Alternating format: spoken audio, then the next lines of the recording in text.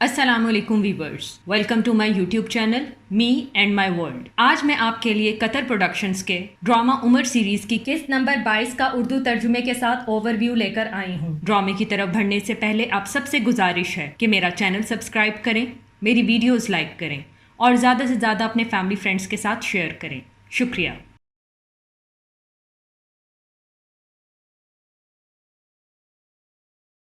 اس قسط کا آغاز انطاکیہ کے بادشاہ سے ہوتا ہے، جو اپنے ساتھی کو مسلمانوں کی فوج بندی کے بارے میں بتا رہا ہوتا ہے کہ تم جانتے ہو کہ یہاں 4 فوجیں ہیں جو حمص، دمشق، بصرہ اور عربہ کے مقام پر ہیں۔ ہر فوج میں 7 سے 10 ہزار سپاہی ہیں۔ یہ سب ملا کر تقریباً 30 ہزار سے زیادہ نہیں ہیں، اور ان کے پاس معمولی سے ہتھیار، تلوار، نیزے اور تیر ہیں۔ وہ گھوڑوں اور اونٹوں پر سوار ہیں۔ ان کے کھانے کا سامان اتنا زیادہ نہیں ہے، ان کا شہر بہت دور ہے کہ وہ ان کو کھانے کا سامان آسانی سے بھجوا نہیں سکتے۔ یہ سننے کے بعد محافظ کہتا ہے تو پھر انہوں نے خود کو 4 فوجوں اور علاقوں میں کیوں تقسیم کیا جبکہ ان کی تعداد ہماری فوج سے کم ہے؟ یہ سن کر بادشاہ کہتا ہے کہ وہ جانتے ہیں کہ تعداد میں ہماری فوج زیادہ ہے۔ وہ سمجھتے ہیں کہ اس طرح خود کو تقسیم کرنے سے وہ ہمیں مجبور کریں گے کہ ہم بھی اپنی فوج کو تقسیم کر دیں۔ اس طرح ان کے لیے آسانی ہوگی اپنے حالات کو بہتر بنانے میں، جیسے حالات سے انہیں گزرنا پڑ رہا ہے۔ اس طرح آسانی ہوگی ایک فوج کو دوسری فوج سے ملنے میں۔ محافظ کہتا ہے، کیا ہمیں ان کا سامنا کرنے کے لیے اپنی فوج کو تقسیم کرنا چاہیے کہ ہم ان سے لڑیں جہاں پر وہ موجود ہیں؟ بادشاہ کہتا ہے، یہی تو وہ چاہتے ہیں۔ میرا منصوبہ ہے کہ ہم اپنی پہلی فوج کو فلسطین میں رہنے دیں جہاں وہ ہیں، جن کا کام ہوگا کہ وہ ان کی فوج کو عربہ اور فلسطین میں روکیں، ان کی تحریک کو روکیں اور ان کو ختم کر دیں۔ ہماری دوسری فوج انطاکیہ میں ہی رہے گی، جو اپنی پوری طاقت کے ساتھ آگے بڑھے گی اور جو ان کی باقی 3 فوجوں کا مقابلہ ایک ہی وقت میں کرے گی۔ اس منظر میں ابو بکر رضی اللہ تعالیٰ عنہ کہتے ہیں کہ عمر ابن العاص رضی اللہ تعالیٰ عنہ صحیح تھے جب انہوں نے ہمیں مشورہ دیا تھا کہ ہم اپنی فوج کو بصرہ اور یرموک میں جمع کر دیں، اس سے پہلے کہ بازنطین ان پر ایک ہی وقت پر حملہ کرے۔ علاوہ ازیں کوئی بھی اتنی بڑی فوج کا مقابلہ نہیں کر سکتا۔ ان کی جلدی کی تحریک نے ان کو فوج جمع کرنے میں مدد کی۔ اس سے پہلے کہ بازنطین ان میں سے کسی ایک تک پہنچ جاتی، اس کی تحریک کو روکنے کے لیے بازنطین کی فوج فلسطین میں موجود ہے کہ وہ ابو عبیدہ، یزید اور شرابیل ان کے ساتھ مل جائیں اس میدان پر جہاں وہ یرموک میں موجود ہیں۔ یہ صرف مختصر تھا کہ اس سے پہلے کہ بازنطین کی بڑی فوج پہنچے اور ڈیرا ڈال لے میدان کے قریب۔ عمر رضی اللہ تعالیٰ عنہ فرماتے ہیں، کیوں 2 فوجوں نے لڑنے سے اجتناب کیا؟ ابو بکر رضی اللہ تعالیٰ عنہ جواباً کہتے ہیں، میں نہیں جانتا، شاید دونوں کو ہی خدشہ تھا کہ چھاپے پڑیں گے۔ علی رضی اللہ تعالیٰ عنہ فرماتے ہیں، مجھے شبہ ہے کہ ابو عبیدہ کو امید ہے کہ عمر کی چال چل رہی ہے، اس کے راستے پر چلا جائے تو اسے اچھی تقویت ملے گی۔ سعد رضی اللہ تعالیٰ عنہ فرماتے ہیں، ہاں، اور شاید بازنطین بھی اس کا انتظار کر رہے ہیں کہ ان کی فوج فلسطین میں عمر رضی اللہ تعالیٰ عنہ کی فوج کو ختم کرے اور پھر شامل ہو جائے۔ ابو بکر رضی اللہ تعالیٰ عنہ فرماتے ہیں، مجھے چاہیے کہ میں بازنطین کو فی الحال بھول جاؤں کہ یہ وہ ہیں جنہوں نے خالد ابن ولید رضی اللہ تعالیٰ عنہ کو بھیجنے پر مجبور کیا۔ عمر رضی اللہ تعالیٰ عنہ فرماتے ہیں، آپ کا مطلب ہے کہ خالد رضی اللہ تعالیٰ عنہ کو الہیرہ سے شام روانہ کر دیا جائے؟ ابو بکر رضی اللہ تعالیٰ عنہ فرماتے ہیں، ہاں، میں یہ کروں گا اور ابھی اسی وقت کروں گا۔ عمر رضی اللہ تعالیٰ عنہ فرماتے ہیں، عراق کا کیا؟ خالد رضی اللہ تعالیٰ عنہ کے بعد اسے کون دیکھے گا؟ ابو بکر رضی اللہ تعالیٰ عنہ فرماتے ہیں، المثنہ ابن حارث، میں خالد کو حکم دوں گا کہ فوج کو 2 حصوں میں تقسیم کرے، جس پر عثمان رضی اللہ تعالیٰ عنہ کہتے ہیں، وہاں 20 ہزار سے زیادہ موجود نہیں ہیں، کیا المثنہ صرف 10 ہزار لوگوں سے عراق کو سنبھال سکتا ہے؟ ابو بکر رضی اللہ تعالیٰ عنہ فرماتے ہیں، حتیٰ کہ بازنطین سے جنگ ختم ہو، پھر ہم جو فوج خالد رضی اللہ تعالیٰ عنہ کے ساتھ آئے گی اس کو واپس بھیج دیں گے۔ یہ سن کر وہاں موجود صحابی کہتے ہیں کہ اگر شام کی جنگ لمبی ہو گئی تو؟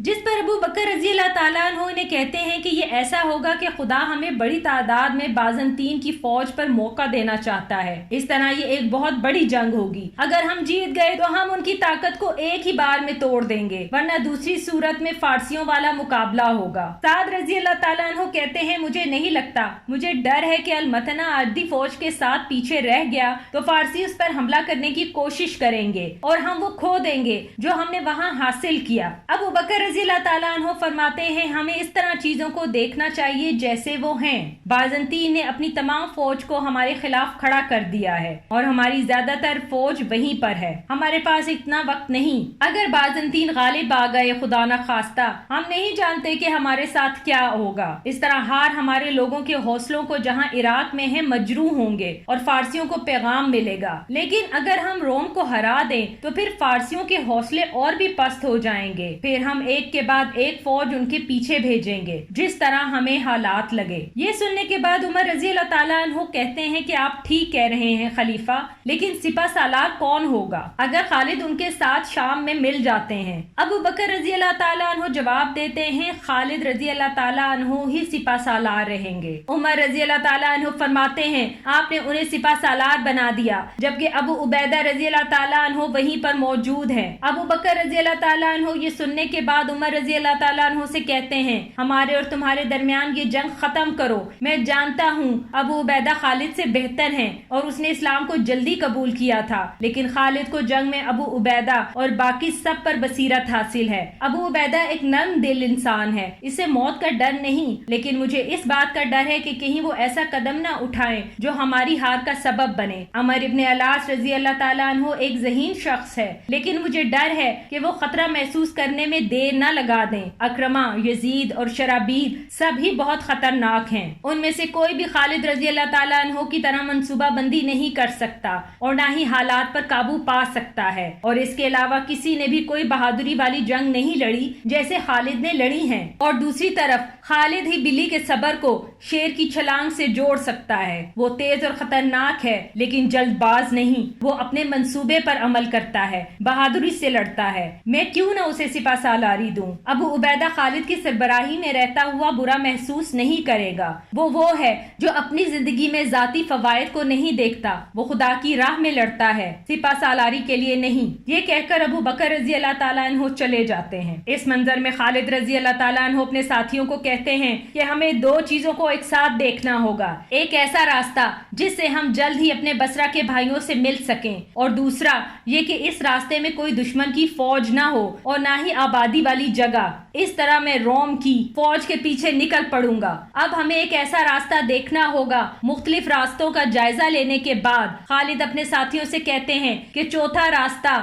جو النمر، کراکیر، سوا، ارک، پلمیرا، القریتین سے ہے، اور اسی راستے میں نہ ہی فارسیوں نہ ہی روم کے قلعے ہیں. ہم اس طرح بصرہ پہنچ جائیں گے بغیر کسی دشمنوں کا مقابلہ کیے. اور یہ راستہ بھی چھوٹا ہے، لیکن اس کا مطلب یہ ہے کہ ہمیں بنجر صحرا سے گزرنا ہوگا بغیر کسی پانی اور گھاس کے میدان میں، وہ بھی 5 دن اور رات، حتیٰ کہ ہم سوا پہنچ جائیں. اس کے بعد آسان راستہ ہے. یہ بہترین راستہ ہے کہ ہم کم وقت میں اپنی منزل تک پہنچ سکتے ہیں. اگر ہم راستے میں ہوئے اور دشمنوں نے ہمارے بھائیوں پر حملہ کر دیا تو یہ آفت ہوگی. رافع، تم کیا سوچتے ہو؟ تم ہماری رہنمائی کرو. رافع کہتا ہے کہ میں ایک دفعہ اس راستے پر اپنے والد کے ساتھ گیا تھا. خدا کی قسم، ایک مسافر اپنی زندگی کے لیے لڑتا ہے تو یہ کیسے ایک پوری فوج جس کے ساتھ گھوڑے اور سامان ہے وہ اسے کیسے برداشت کرے گی؟ خالد رضی اللہ تعالیٰ عنہ کہتے ہیں کہ ہمیں پانی کا مسئلہ حل کرنا ہوگا، اس کے علاوہ کوئی اور ہمیں نہیں روک سکتا. رافع رضی اللہ تعالیٰ عنہ فرماتے ہیں مجھے نہیں لگتا پانی کی ضرورت ہمیں اور گھوڑوں دونوں کو ہوگی، اور ہم دونوں کے پانی کا بندوبست نہیں کر پائیں گے. اگر ہمارے گھوڑے فنا ہو گئے تو ہم بھی فنا ہو جائیں گے. خالد رضی اللہ تعالیٰ عنہ فرماتے ہیں بتاؤ ہمیں کہ تم کیا سوچ رہے ہو؟ رافع فرماتے ہیں ہمیں چاہیے کہ ہم اتنا پانی لے کر جائیں جتنا ہماری ضرورت ہو. ہم کو سبا تک پہنچنے تک کتنا پانی چاہیے اس کا اندازہ لگائیں. اور رہی گھوڑوں کے پانی کے لیے تو ہمیں چاہیے کہ ہم تندرست گھوڑوں کو چنیں اور انہیں کچھ عرصہ تک پیاسا رکھیں. تو ہم پھر ان کو اتنا پانی دیں جتنے سے ان کی پیاس بجھ جائے. پھر ان کے بعد ہم ان کے ہونٹوں کو باندھ دیں اور چہرے کو ڈھانپ دیں. تو اس طرح وہ کہہ نہیں کریں گے. جب منزل نزدیک ہو تو ہم ان میں سے کچھ کو ذبح کر دیں گے. سپاہی ان کا گوشت کھا لیں گے اور ہم پھر گھوڑوں کو پانی پلا دیں گے جو ان کے اندر موجود ہوگا. اس کے بعد ہم اسے دودھ کے ساتھ ملا دیں گے. خالد رضی اللہ تعالیٰ عنہ کو رافع رضی اللہ تعالیٰ عنہ کی تجویز پسند آتی ہے اور وہ اسی راستے اور تجویز کے مطابق مطابق بصرہ کے سفر کے لیے نکل پڑتے ہیں۔ ابو عبیدہ رضی اللہ تعالیٰ عنہ کے پاس خالد رضی اللہ تعالیٰ عنہ کا قاصد آتا ہے اور انہیں خالد کا خط دیتا ہے۔ ابو عبیدہ وہ خط پڑھتے ہیں جس میں خالد لکھتے ہیں کہ مجھے خلیفہ کا خط ملا جس میں انہوں نے مجھے شام کی طرف کوچ کرنے کا حکم دیا اور ان کی فوج کی سربراہی کرنے کا بھی۔ خدا کی قسم میں نے کبھی ایسا نہ سوچا تھا اور نہ ہی چاہا تھا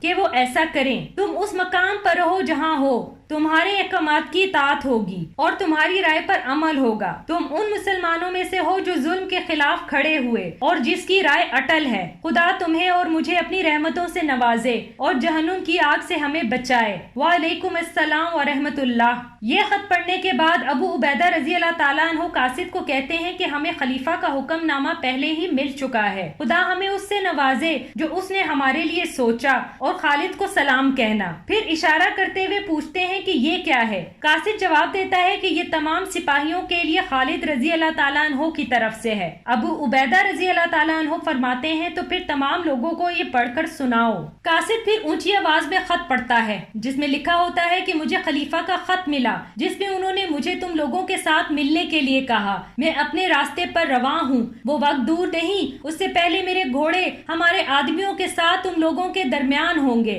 اس لیے ثابت قدم رہنا اور خدا کے وعدے کے پورے ہونے اور اس کی طرف سے بہترین انعام کو یاد رکھنا۔ خدا ہم سب کی حفاظت کرے، بہتر ایمان کے ساتھ اور اسلام پر ہمارے ایمان کو مضبوط رکھے۔ یہ خط سننے کے بعد سب مل کر اللہ اکبر کا نعرہ لگاتے ہیں۔ اس منظر میں ابو بکر رضی اللہ تعالیٰ عنہ عمر اور عثمان کے ساتھ بیٹھے ہوتے ہیں اور کہتے ہیں کہ ابو سلیمان نے مجھے نا امید نہ کیا، خدا کا شکر ہے، میں خدا سے یہی دعا جاری رکھوں گا کہ وہ اسے اس کی منزل پر پہنچا دے اس سے پہلے کہ رومی ہمارے لوگوں پر حملہ کریں۔ اب میری تمام پریشانیاں ختم ہو چکی ہیں۔ عثمان رضی اللہ تعالیٰ عنہ فرماتے ہیں کہ کتنا ہوشیار ہے خالد، کوئی بھی فوج آج تک اس راستے سے نہیں گزری، اس نے وہ بنجر علاقہ 5 راتوں میں پار کر لیا، خدا کے علاوہ یہ کوئی نہیں کر سکتا تھا۔ خدا نے آپ کی رہنمائی کی کہ آپ اس سے بہترین کام لے سکیں۔ عمر رضی اللہ تعالیٰ عنہ عثمان کی باتوں سے متفق ہو کر کہتے ہیں کہ یقیناً خالد کے علاوہ یہ کوئی اور نہیں کر سکتا تھا، میں بھی خدا کا شکر ادا کرتا ہوں، اس سے پہلے کہ رومی حملہ کرتے اسے اس کی منزل تک اللہ نے پہنچا دیا۔ اللہ نے اس کی فوج کو بہت بڑے خطرے سے بچا لیا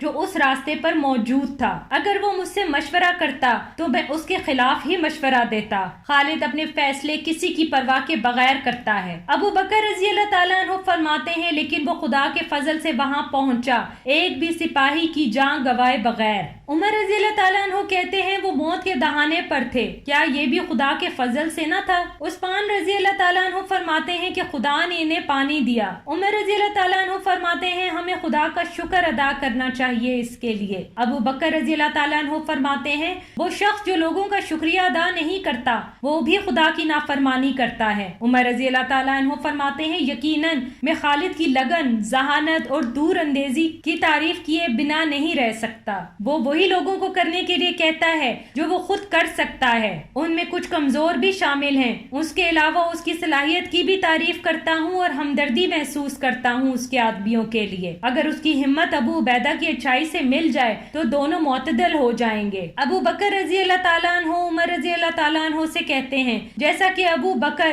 عمر ابن الخطاب سے معتدل ہو گیا۔ ابو بکر رضی اللہ تعالیٰ عنہ فرماتے ہیں اے میرے اللہ، یہی میں اپنی کوشش سے حاصل کرنا چاہتا ہوں۔ میں نے جو بھی کیا مسلمانوں کے لیے کیا، اگر میں نے صحیح کیا اسے میری طرف سے قبول کرنا اور اگر میں نے غلط کیا تو مجھے معاف کرنا۔ ابو بکر رضی اللہ تعالیٰ عنہ کی طبیعت ناساز ہوتی ہے، وہ عمر رضی اللہ تعالیٰ عنہ کہتے ہیں کہ آج تم نماز کی امامت کرو، مجھے لگتا ہے کہ میں باہر نہیں آ پاؤں گا۔ عمر رضی اللہ تعالیٰ عنہ فرماتے ہیں خدا آپ کو تمام پریشانیوں سے بچائے خلیفہ، آپ کیسا محسوس کر رہے ہیں؟ ابو بکر رضی اللہ تعالیٰ عنہ فرماتے ہیں میں اب بوڑھا ہو گیا ہوں عمر، مجھے امید ہے کہ میں ٹھیک ہو جاؤں گا انشاءاللہ۔ یہ کہہ کر وہ چلے جاتے ہیں۔ اس منظر میں ایک طرف مسلمانوں کی فوج کھڑی ہوتی ہے اور دوسری طرف رومیوں کی فوج کھڑی ہوتی ہے۔ عمر ابن العاص اپنے گھوڑے پر بیٹھ کر مسلمانوں کی فوج کی نمائندگی کر رہے ہوتے ہیں۔ ابو عبیدہ تیر اندازوں کے ساتھ کھڑے ہوتے ہیں۔ جیسے ہی عمر کی نظر خالد اور اس کی فوج پر پڑتی ہے وہ ابو عبیدہ کو دیکھتے ہیں۔ ابو عبیدہ اپنے تیر اندازوں کو اشارہ کرتے ہیں اور وہ تیروں سے حملہ کرنا شروع کر دیتے ہیں۔ دوسری طرف عمر تلوار نیام سے نکال کر اللہ اکبر کا نعرہ لگاتے ہیں اور ان کی سربراہی میں موجود فوج آگے بڑھ کر دشمنوں پر حملہ کرتی ہے۔ بیک وقت تینوں طرف سے دشمنوں پر حملہ ہوتا ہے اور وہاں موجود رومیوں کی فوج کو شکست دے دیتے ہیں۔ یہ خبر جب روم کے بادشاہ کو ملتی ہے تو وہ غصے میں آگ بگولا ہو کر کہتا ہے،